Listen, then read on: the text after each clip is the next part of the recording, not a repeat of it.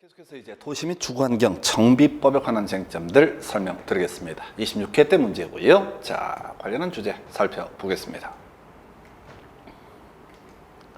자, 26회 A형 19번 문제 봅니다. 자, 도시 및 주거환경 정비법령상 정비 기본 계획 등에 관한 설명, 틀린 것은 이렇게 되어 있죠. 그래서 자, 먼저 대도시가 아닌 시에 있어서 도지사가 기본 계획 수립 필요하다고 인정한 시를 제외하고 기본 계획 수립하지 않을 수 있다 해서 도움이 되는 시 중에서 인구 50만 미만의 시, 이게 대도시가 아닌 시가 될 텐데, 이런 대도시가 아닌 시에 있어서는 무조건 기본 계획을 수립하는 것이 아니라 도지사가 기본 계획 수립 필요하다고 인정했을 때만 수립을 하게 됩니다. 그래서 얘는 맨날 지문 하나짜리야. 근데 답은 아니야. 두 번째, 기본 계획 수립하고자 할 때 14일 이상 주민에게 공람하고 지방의 의견을 들어야 된다. 모르지. 예. 대도시가 시장이 아닌 시장이 기본계획 수립했을 때 도지사의 승인을 받아야 한다 해서 1번, 3번 묶어서 가는 거죠. 4번 질문. 기본계획 수립할 때 지체 없이 지자체 공부에 고시해야 된다. 절차죠. 그래서 큰 쟁점 안 됩니다. 이 문제 답은 간단했어요. 바로 재검토라고 해서 3년마다가 아니라 5년마다 재검토. 그래서 사실 기본계획 파트는 내용 대비해서 많은 출제가 이루어지는 영역 중에 하나인데, 그 문제의 대부분이 바로 5년마다 재검토, 10년 단위 수립, 이게 출제 쟁점이 되게 됩니다. 그런데 여러분들이 이런 절차 등에 대해서 자꾸 알고 싶은 마음이 굴뚝 같아질 텐데 그 마음 잡으셔야 됩니다. 안 돼요. 자, 관련한 쟁점들 좀 정리해 보겠습니다. 정비 기본계획이라고 하는 거, 정비계획 수립의 기준점이 되는 계획을 얘기하게 되죠. 전체 절차요. 자, 기본계획 수립하고 정비계획 수립하고 구역 지정되면 사업 시행자가 사업 시행계획 작성해서 인가받고요. 공급계획, 관리, 전문계획 수립해서 인가를 받습니다. 그리고 세월이 흘러서 준공 인가, 그리고 마지막 소유권 이전해 드리겠습니다 라고 발표하는 것을 이전의 고시라고 부르게 됩니다. 자, 그래서 이 기본계획 관련해서 먼저 비교할 주제 기본 방침이라고 하는 거 최근에 한번 이슈가 됐었죠. 그래서 기본계획은 시장 등이 수립하고요. 기본 방침은 국토교통부 장관이 결정을 합니다. 10년마다 정하고요. 5년마다 재검토. 자, 한편 이 정비 기본계획이라고 하는 거 시장 등이 수립하는데 도지사가 기본계획 수립 필요하다고 인정한 시의 시장만 기본계획 수립하고요. 그 다음에 도지사의 승인 받아야 한다. 물론 대도시나 특별시나 광역시는 당연히 기본계획 수립하는데 보시다시피 지문에 나오지 않습니다. 자, 그 다음에 주기라고 하는 이 문제에 졌죠. 10년 단위로 수립하고 5년마다 재검토하는 거. 그래서 저는 이제 이 기본계획을 국토부 장관이 수립한다 해서 틀리게 나왔던 바가 있었고요. 최근 문제에서는 절차 생략해서 이변단이라고 하는 거, 이변단은 각종 절차를 생략할 수 있다. 아까 우리 주민의 의견 듣고 14일 이상 공람 뭐 이런 거 있잖아요. 다 생략할 수 있는 것이 이변단이라고 하는 거. 나중에 정비계획은 일변 이렇게 하는 거, 10% 변경이라고 하는 거에서 변경 단축 20%라고 하는 거, 이변단. 이게 이제 기본계획 파트가 가장 어려운 주제, 이변단 최근 문제에서 이슈가 됐습니다. 그래서 이 정도까지 이게 기본계획 등에 관한 쟁점 정리해 드렸고요. 자, 26회 A형 20번 문제 시공자 선정, 재개발 사업에 있어서 시공자 선정 등에 관한 설명 틀린 것. 자, 요건 사실은 26회 때 문제가 정비법이 전반적으로 지저분하게 구성이 됐어요.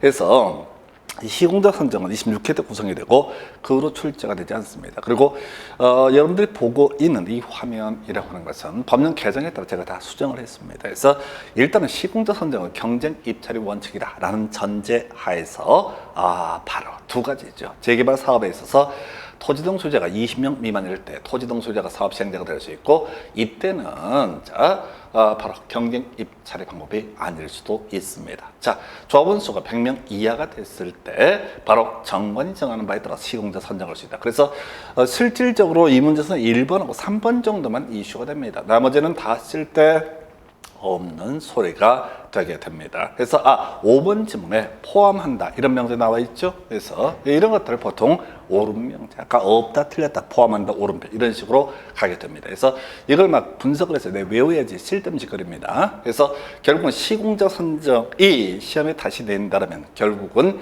재개발 사업에서 토지등 소유자가 시행자가 되는 경우 경쟁 입찰이 아닐 수가 있다. 조합원 수가 100명 이하였을 때 경쟁 입찰이 아니라 정관이 정하는 바에 따라서 시공자를 선정 선정할 수 있다. 이 정도 이슈 해서 지금 26회 때 정비법 문제가 전반적으로 지저분하게 구성이 됐는데요. 자, 시공자 선정에 관한 쟁점을 체크를 해드리도록 하겠습니다. 해서 이 시공자 선정이라고 하는 거 사업시행계획 파트에 제가 배치를 설명을 드리고 있는데요. 자, 지금 임시거주시설 뭐 이런 것들이 사업시행계획의 한 내용이 될 것이고, 그리고 이슈가 되는 거 관련한 문제들 몇 개 있습니다. 그리고 쟁점으로서 지금 시공자 선정을 찾아봐야 돼요. 해서 자, 지금 찾아볼게요.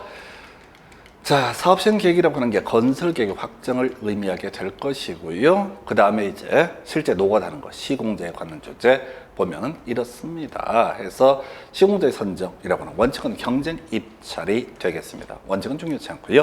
예외 파트에서 이슈가 되는 거 두 가지가 있죠. 정관과 그 다음에 규약이라고 하는 거에서 자, 조합원 수가 100명 이하인 조합에 있어서는 경쟁 입찰이 아니라 정관이 정하는 바에 따라서 시공자 선정할 수 있고요.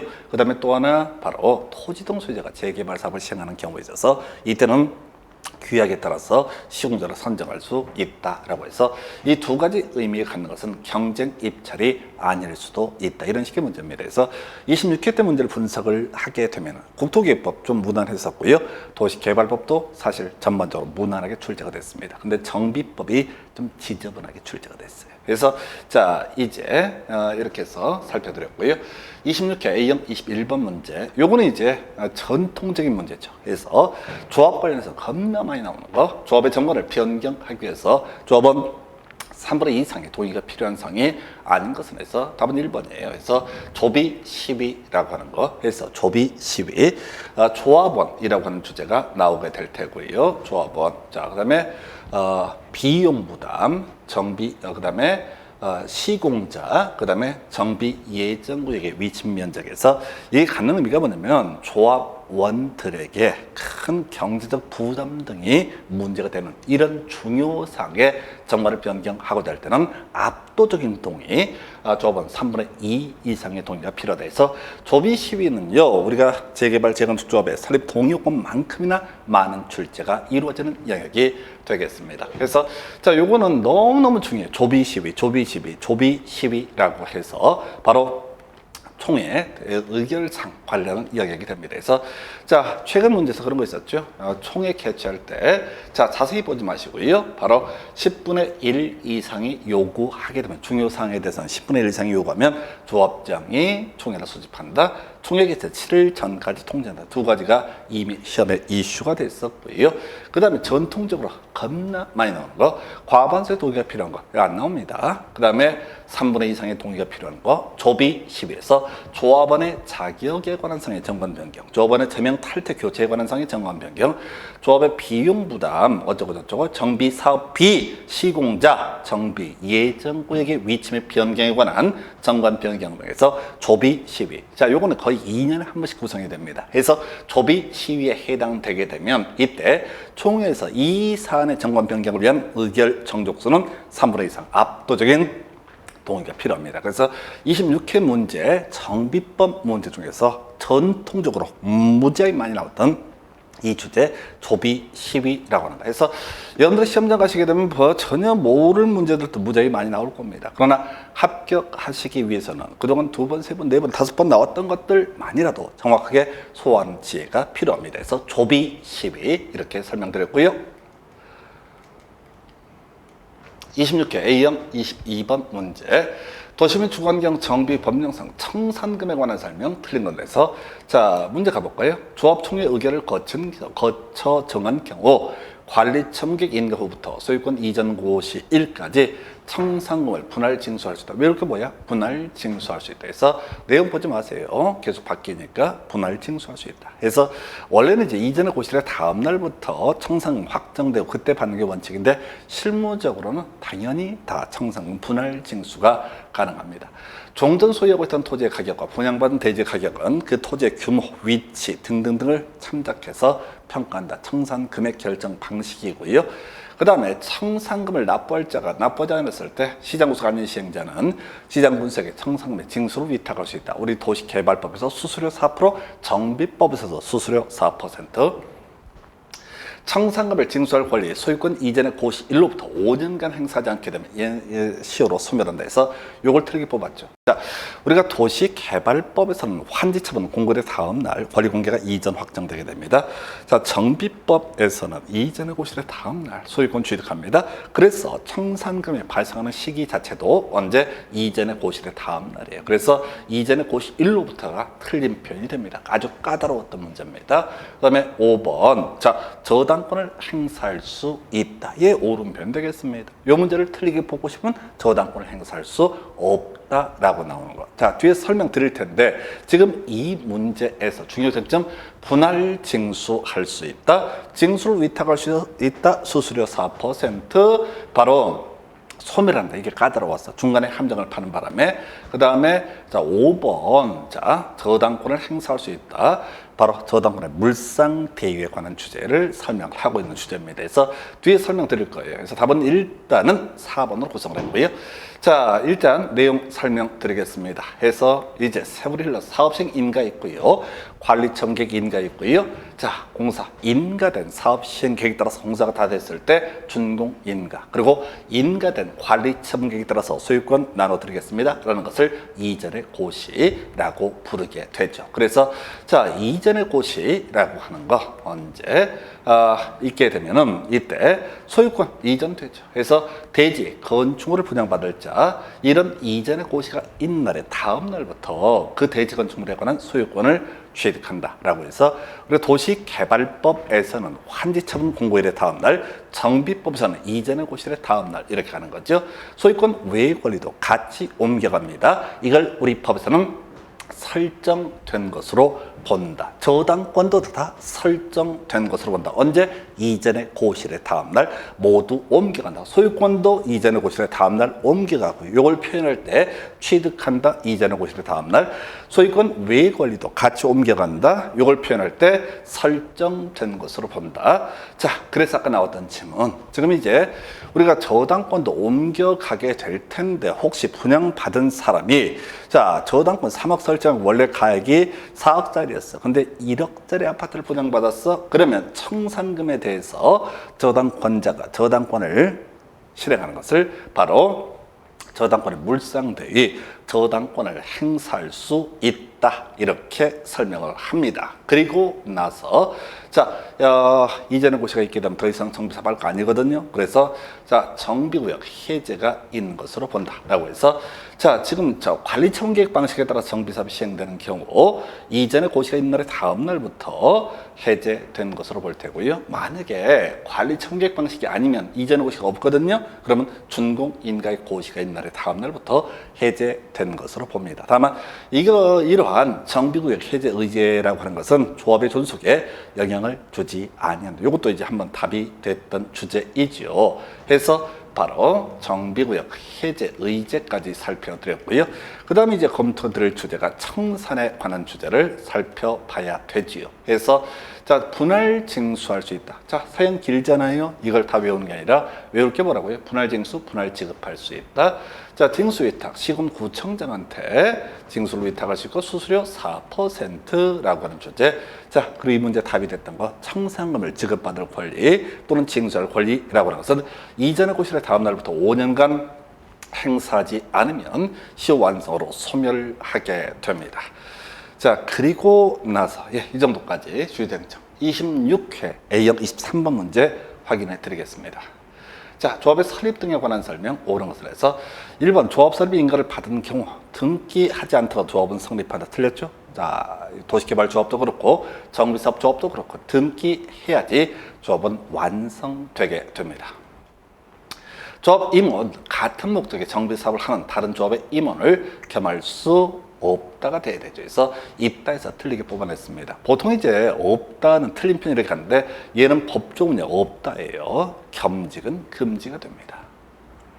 재건축 사업은 조합을 설립하지 않고 토지등 소유자가 직접 시행할 수 있다. 우리가 이제 재개발 사업은 토지등 소유자가 20명 미만일 때 토지등 소유자가 직접 조합을 설립하지 않고 시행자가 될 수 있지만 재건축은 반드시 토지등 소유자는 시행자가 될 수 없고요. 바로 조합을 설립해야지 조합을 통해서만 재건축은 가능합니다. 정부 사업에 대해서 공공 지원을 하려는 경우 추진위원회 구성하지 아니할 수 있다 해서 답은 4번이죠.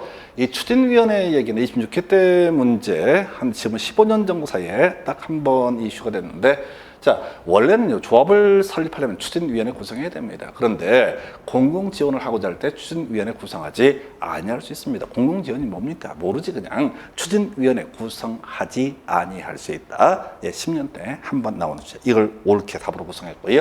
그 다음에 조합 임원이 결격사에 해당돼서 퇴임한 경우 퇴임 전에 관련 행위는 효력을 잃지 아니한다. 이렇게 갑니다. 그래서 여기서 2번이나 5번 같은 건 깔아주는 지문이고요. 3번, 4번 정도가 주된 이슈, 관련된 쟁점, 조합에 관한 주제 설명드리겠습니다. 그래서 먼저 조합 설립 추진위원회라고 하는 거, 예, 조합 사업시행자로서 이 추진위원회 기본적으로 추진위원회라고 하는 거 설립해야 됩니다. 원칙은 설립해야 돼요. 예, 원칙은 안 나와요. 그래서 기본적으로 시장, 군수 등에게 승인을 받아야 된다 이렇게 되어 있는데 원칙은 안 나오고요. 자, 예외 있죠. 공공 지원을 하고자 하는 경우 이 추진위원회 구성하지 아니할 수 있다. 그래서 이거를 외울 때 그냥 이걸 다 뭐 토지등 소유자 과반수의 동의를 받아서 시장군수의 승인을 이렇게 가면 안 된다는 거지. 지금 우리가 누구한테 설명하고자 하는 게 아니라 시험을 보셔야 된단 말이야. 그러면 원칙과 예외가 있으면 예외를 가지고 출제 이슈를 삼아낸다. 이렇게 말씀을 드리고요. 자, 그 다음에 조합 설립 추진위원회 업무에 포함되지 않는 거. 법에서는 조합 설립 추진위원회 업무에 대해서 규정하고 있습니다. 오래전에 나왔던 문제인데요. 사업시행 계획서라든가 건설 계획인, 공급 계획인, 관리처분 계획 이런 것들은 조합이 작성을 합니다. 그래서 이 추진위원회가 할 수 없는 일이다. 이렇게 분석해서 외워봤고요. 그 다음에 이제 조합의 설립이라고 하는 과정을 이제 봐야 되죠. 그래서 먼저 이 조합을 설립을 하고자 한다, 변경을 하고자 한다라고 했을 때 먼저 정관 작성해야 될 것이고요. 그 다음에 사전 동의 필요합니다. 그 다음에 인가, 시장군수한테 인가 받아야 되고요. 마지막 설립 등기. 아까 등기까지 있어야지 조합은 성립하게 된다. 이렇게 정리를 합니다. 이걸 이제 좀 더 살을 붙여가 볼까요? 특히 동의하고 설립 인가라고 하는 것이 출제 이슈가 됩니다. 그래서 자, 지금 재건축조합은요. 자, 4343. 주택단지 아닌 지역의 재건축은요. 4332라고 하는 거. 재개발은요. 4321에 동의를 받아야 됩니다. 이 숫자 앞에서 우리 조비 시위만큼이나 설립 동의 요건 괄호넣기 문제로 이슈가 되죠. 이렇게 동의 받아야 할 것이고요. 그리고 나서 바로 설립 인가라고 하는 거 시장 군수한테 받아야 됩니다. 한편 변경을 하고자 합니다. 변경을 하고자 할 때 자, 동의 받아야 되고요. 설립 인가 대신 설립 신고고요. 차이를 보십시다. 원래 조합을 설립할 때는 동의와 설립 인가. 그런데 조합의 정관 등을 변경하고자 할 때는 동의 필요 없고요. 변경 신고로서 가능하다 해서 요 동의와 설립인가, 자, 동의 필요 없고 신고라고 하는 거 이걸 이슈로 삼아냅니다. 이걸 이제 문장 형태로 구성을 하게 되면은 이렇습니다. 해서 지금 조합의 설립 변경 등에 관한 주제 설명을 드리고 있고요. 해서 보면은 조합을 설립하는 과정, 기본적으로 정관 작성, 사전 동의, 설립인가, 설립 등기 등의 과정을 거칩니다. 사전 동의요, 이미 본 것처럼 재건축 4343, 주택단지 아닌 지역의 재건축은 4332라고 하는 거, 재개발은요 4321 등의 동의 필요합니다. 그리고 나서 자, 설립 인가라고 했을 때 조합을 설립할 때는 시장군수한테 동의 요건 충족해서 인가를 받아야 됩니다. 그런데 이 조합의 정관 내용을 설립 등기도 필요하죠. 그런데 이 조합의 정관을 변경하고자 할 때 동의 필요 없고요. 동의 없이 신고만 하면 된다. 이것도 이제 난이도 어렵게 구성할 때 출제 이슈가 되게 됩니다. 그래서 이렇게 조합 설립 과정 등에 대해서 설명을 드렸습니다. 자, 이제 26회 A형 24번 문제 확인하겠습니다.